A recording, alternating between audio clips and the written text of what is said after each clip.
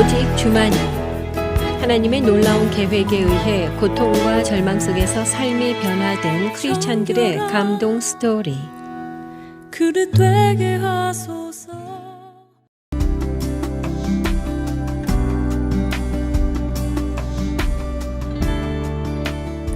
안녕하세요. 저는 춘천한마음교회 김민아입니다. 저는 폭식증 때문에 삶에서 늘 끊이지 않는 허기짐을 느끼다가 부활하신 예수님을 통해 삶 가운데 풍성함을 누리게 된 간증을 나누려고 합니다.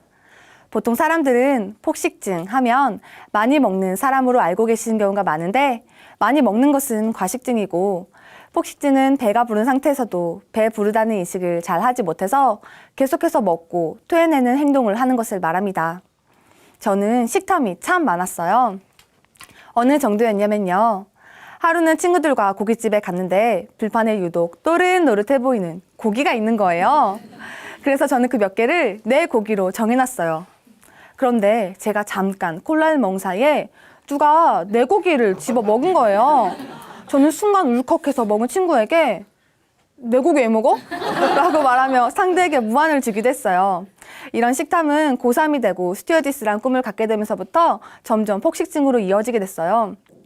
제가 생각하는 스튜어디스가 되려면 뭔가 날씬하고 예쁜 몸매를 가져야 될 것 같았어요. 그래서 다이어트에 대한 필요성을 절실히 느끼고 운동과 식이요법 등 다양한 다이어트를 시도했지만 얼마 지나지 않아서 다 포기하게 됐어요. 음식이 너무 좋다 보니까 먹는 걸 포기할 수가 없는 거예요. 다이어트를 해도 계속 먹어대니 절대 살을 뺄 수가 없었죠. 저한테 굶어서 살을 뺀다는 건 생각조차 할 수 없는 일이었어요. 살 때문에 스튜어디스란 꿈이 멀어질까봐 두려운 마음에 한창 스트레스를 받고 있을 때였어요. 그런데 그때 문득 이런 생각이 드는 거예요. 그냥 먹고 싶은 거 다 먹고 토해내면 되지 않아? 와, 이 생각이 드는데 갑자기 너무 자유로운 마음이 드는 거예요. 그래, 이거다. 먹고 토해내면 되겠네. 먹고 토해내는데 어떻게 살이 찌겠어? 하며 그날 이후 밤이고 낮이고 할 것 없이 음식을 먹기 시작했어요. 이 생각이 든 후부터 살에 대한 부담감이 사라지면서 그냥 닥친 대로 먹었어요. 먹고 토해내면 되니까요. 저는 토해내고 싶을 때 늘 양치질을 하러 갔어요. 손으로 토해내면 뭔가 상쾌하지 못한 듯한 느낌이 들어서 양치질을 하다가 목구멍까지 칫솔을 밀어 넣어서 헛구역질을 유도했어요. 처음에는 속이 울렁울렁한 게 너무 소름이 끼쳤지만 토해내는 그 순간에는 내 속에 있는 모든 더러운 것들이 다 빠져나간 듯한 느낌이 들면서 더 그냥 다 나와버려라 하는 생각에 사로잡혀 안에 있는 내장까지 나오면 어쩌나 싶을 정도로 칫솔을 밀어 넣었어요. 제가 한 친구에게 이런 행동을 얘기했는데요. 그때 그 친구가 저를 말렸지만 저는 이렇게 해서라도 먹을 걸 마음껏 먹고 싶었기 때문에 그 친구의 말을 무시했었어요. 그런데 딱 한 가지 무시할 수 없던 얘기가 있었어요.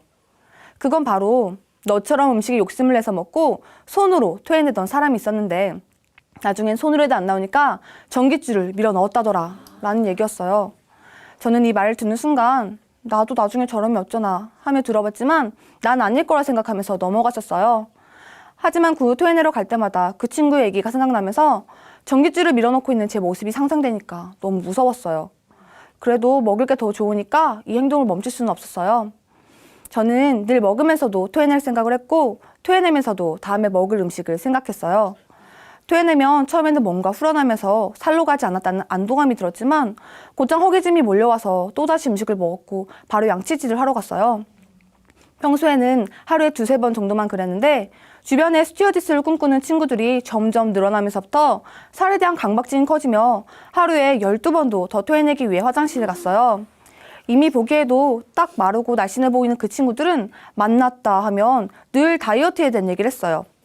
한 번은 친구들이 만나서 나 요즘 살쪄서 한 끼로 사과 하나만 먹잖아 라면서 사과 다이어트에 대한 얘기를 하는데 그걸 들은 저는 나도 저희들처럼 하지 않으면 스튜어디스가 될 수 없을 거야 라는 생각에 그 다음날부터 바로 사과 다이어트를 시작했지만 3일째 되던 날 점심에 다이어트를 포기하며 사과를 간식으로 먹게 되었습니다.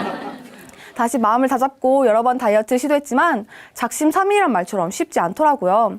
폭식증도 다시 시작됐고요. 계속된 실패로 저는 자존감도 점점 낮아졌어요.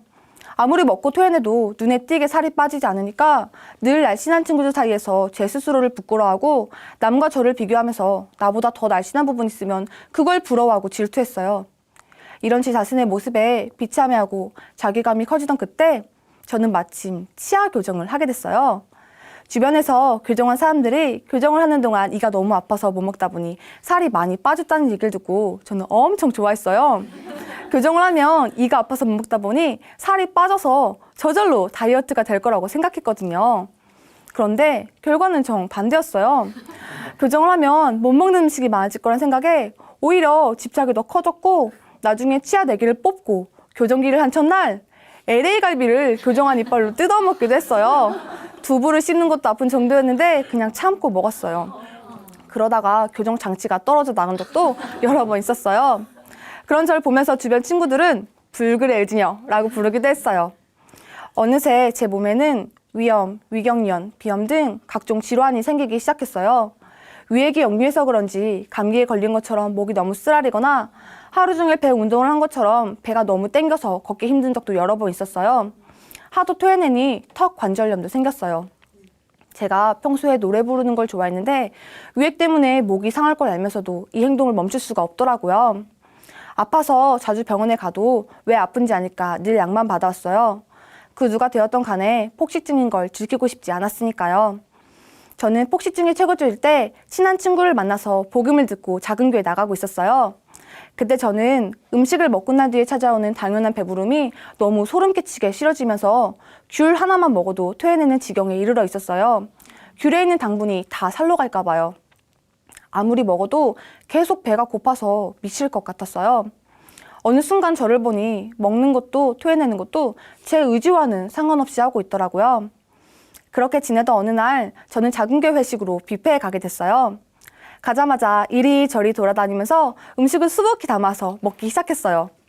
그렇게 한참을 먹다가 새우버거가 있길래 하나를 먹었는데 너무 맛있는 거예요. 저는 바로 가서 4개를 더 가져와서 먹어댔죠. 그런데 그런 저를 보고 작은 교회 사람들이 깜짝 놀라는 거예요. 우리는 하나만 먹어도 배가 부른데 어떻게 그걸 5개나 먹냐고요. 그날 제가 5접시를 먹고 햄버거 5개도 먹고 친구들이 남긴 음식도 먹었거든요. 어차피 집에 가서 토해낼 거란 생각에 그냥 욕심껏 먹었어요. 저는 배가 터질 것 같고 목구멍에 음식이 차오르도록 먹었는데 또 배가 고픈 거예요. 그래서 저도 모르게 배고파 라고 말했더니 작은 교회 사람들이 뭐라고? 하면서 경악에 가까운 표정으로 절 쳐다보는데 갑자기 이목이 주목되니 당황해서 헛웃음만 나오더라고요. 그날도 어김없이 집에 가자마자 토해냈는데 자꾸 작은 교회 사람들의 반응이 생각나면서 계속 신경이 쓰이는 거예요. 뭔가 잘못된 행동한 것 같고 죄책감이 밀려왔어요. 그래도 일단 먹은 게 있으니까 토해내고 거울을 보는데 제 얼굴 표정은 일그러져 있었고 너무 힘들어 보였어요. 한두 번 본 표정은 아니었지만 그날의 제 표정은 지금도 잊혀지지가 않아요. 자기 전까지 계속 작은 교회 사람들의 반응과 제 얼굴 표정을 떠오르면서 이게 진짜 심각한 문제라는 걸 인지하게 됐어요. 저는 다음날에는 작은 교회 가서 제가 해온 행동들을 다 얘기하게 됐어요. 폭식증이 문제라는 게 인지되니까 이게 제 인생에 있어서 해결할 수 없는 가장 큰 문제라고 생각됐고 해결받고 싶었거든요. 제 얘기를 들은 작은 교회 사람들은 그동안 많이 힘들었겠다면서 우리도 함께 기도할 테니 이 문제를 놓고 기도해보자고 했어요. 저는 태어나서 처음으로 폭식증을 놓고 기도하게 됐어요. 기도를 하면 할수록 폭식증이 해결됐으면 하는 마음이 간절해지더라고요. 그렇게 기도를 하면서 한 주를 보내고 예배에 갔는데 로마서 6장 6절 말씀이 제 귀에 쏙 들려왔어요. 우리가 알거니와 우리의 옛사람이 예수와 함께 십자가에 못 박힌 것은 죄의 몸이 멸하여 다시는 우리가 죄에게 종노릇하지 아니하려 함이니. 이 말씀을 듣는 순간 그간 제가 해온 폭식증 행동들이 하나둘씩 떠오르면서 음식에 매여서 질질 끌려다니는 제 모습이 그려졌어요. 주님은 이 말씀을 제게 주시면서 미나야, 폭식증이었던 너는 이미 나와 함께 죽었단다. 너는 내가 죽고 부활할 때 나와 함께 살았고 새 피조물이 되었단다. 보아라, 넌 이미 새 것이다. 라고 계속 말씀하셨어요. 아, 폭식증이었던 나는 이미 죽었구나. 나는 음식에 끌려다닌 사람이 아니었어. 너무 기뻤어요. 그날 이후 조금 과하게 먹은 것 같아도 난 폭식증이 아니야. 더 이상 토해내지 않아도 돼. 하면서 부담감 없이 먹었어요. 가끔은 너무 배가 불러서 토해내고 싶다는 생각이 들 때도 있었지만 그럴 때마다 난 이제 더 이상 그런 존재가 아니야 라며 말씀을 떠올리면서 제 스스로에게 되뇌었어요. 그런데 토해내는 행동은 끊어졌지만 음식에 대한 욕심은 여전했고 먹으면 살로 간다는 생각이 또 들었어요.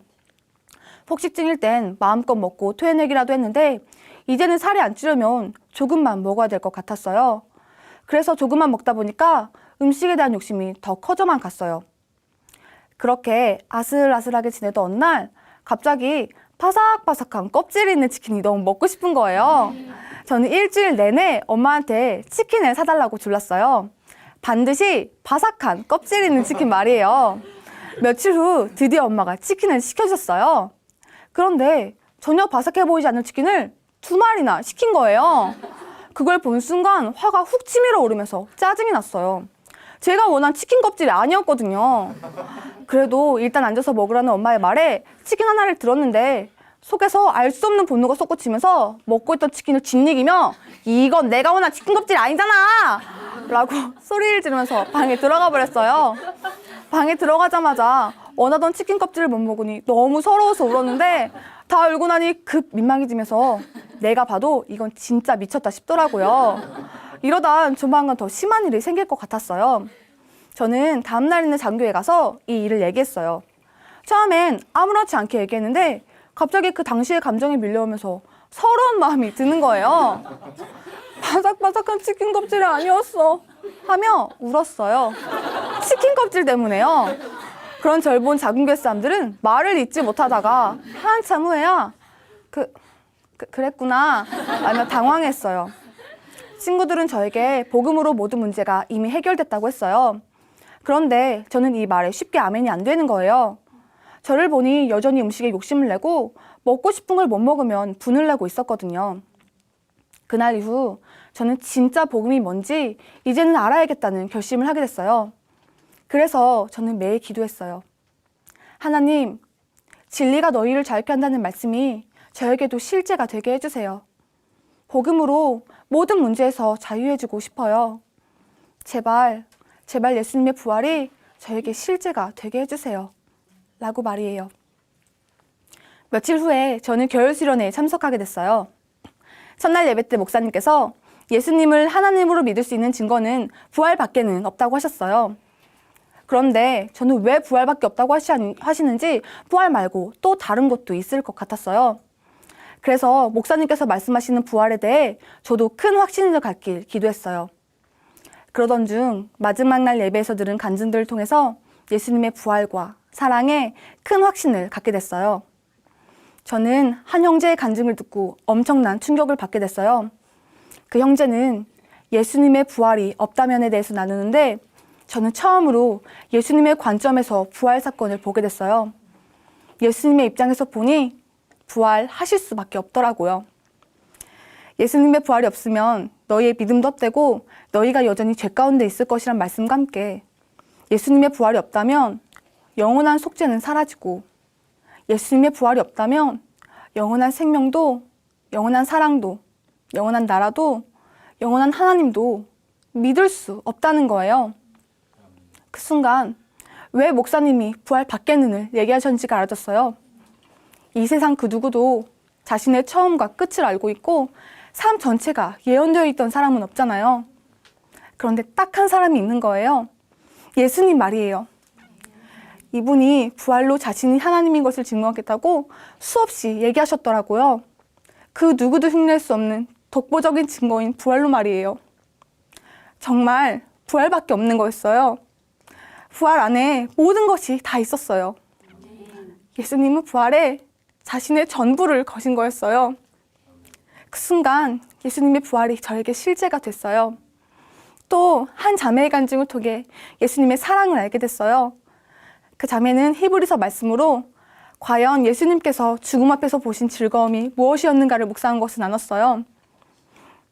예수님은 자신의 죽고 부활하심으로 우리의 주인이 되어줄 수 있다는 즐거움을 보셨고 한평생 죽음을 두려워하면서 마귀의 종로를 타는 우리를 자유롭게 해줄 수 있다는 즐거움을 보셨고 우리에게 영원한 생명과 영원한 사랑과 예수님 안에 있는 모든 것을 줄 수 있다는 큰 기쁨을 보셨던 거였어요. 그래서 십자가의 고통도 부끄러움도 전혀 상관이 없었던 거죠. 간증들을 듣는데 예수님의 본심이 보였어요. 십자가의 고통을 기쁘게 참으실 정도로 나를 사랑하셨구나. 죽고 부활하셔야만 나에게 영원한 것을 주실 수 있고 나를 예수님과 연합된 존재로 만들 수 있으셔서 그 모진 고통을 다 참아내셨구나 하는 생각에 예수님의 사랑이 저에게 그대로 부어졌어요. 그제서야 저의 악랄한 중심을 보게 됐어요. 저는 예수님을 단순히 제 문제를 해결해 주시는 도구로만 생각했고 예수님의 본심은 안중에도 없었더라고요. 분명히 예수님은 미나야, 내가 너에게 말한 새 피조물은 더 이상 너를 위해 산 자가 아니라 너를 대신해서 죽고 부활한 나를 위해 사는 자다. 내가 너의 주인이다. 회개하라 하시는데 저는 이미 회개했다고 생각했거든요. 기도도 하고 말씀도 붙잡았으니까요. 그런데 진짜 새 사람은 예수님이 주인인 사람이었어요. 나를 위해 사는 것이 아니라 주를 위해 사는 존재 말이에요. 하지만 저는 제가 원하는 새 사람을 만들어 놓고 예수님께 왜 이렇게 해주시지 않냐고 요구하고 있던 거였어요. 예수님이 부활하셔서 믿는 사람이든 안 믿는 사람이든 이미 모든 사람의 주인이신데 내가 이걸 믿지 않고 있었구나. 내가 주인 되어 내 맘대로 사니까 힘들 수밖에 없었구나. 내가 힘들었던 건 폭식증 때문도 식탐 때문도 아니었어요. 그건 바로 내가 주인 되어 산 것 때문이었어요. 폭식증을 해결해 주셨어도 근원적인 죄를 회개하지 않으니 계속 힘들었던 거죠.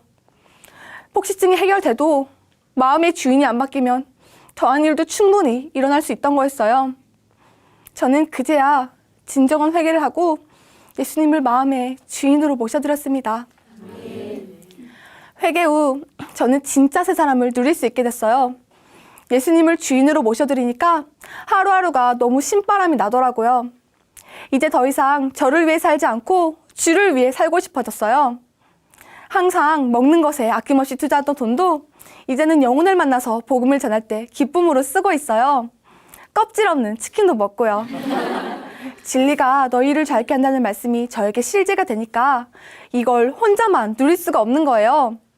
그래서 저는 그 즉시 폭식증뿐만 아니라 삶의 모든 문제를 해결한 이 복음을 전할 수밖에 없더라고요. 저는 바로 가는 곳곳마다 제 간증을 하면서 복음을 전하고 있어요. 제 간증을 들으면서 놀라거나 또 많이 공감하는 사람들이 있더라고요. 저같이 작은 자를 사람을 살리는 사명자로 불려주셔서 너무 감사해요. 저는 예전에 먹는 순간이 가장 살아있는 것 같았어요. 그런데 이제는 복음을 전하고 이 복음으로 많은 사람들이 예수님께 돌아올 때 제가 살아있음을 느낍니다. 폭식증이었던 저는 예수님을 만나지 못했다면 죽을 때까지 먹고 토해내다가 몸이 망가지고 끝없는 허기짐에 발버둥 치다가 죽었을 거예요. 하지만 예수님의 부활로 나의 진짜 신분, 새 피조물의 삶이 너무나 확실하니까 어떤 상황이 와도 절대 흔들리지 않아요. 이제는 예수님께서 약속하신 모든 말씀에 아멘하여 영광 돌리는 것이 마땅한 자가 되었습니다. 부활을 통해서 기쁘고 풍성한 삶을 누리게 하신 예수님 사랑합니다. 감사합니다. 오직 주만이 이 시간은 춘천 한마음교회와 함께하는 열린 간증의 시간입니다. 신앙 간증을 다시 듣기 원하시는 분들은 방송국 전화 847-583의 영원 구원번호로 연락 주시기 바랍니다. 모양이 금 그릇은 그릇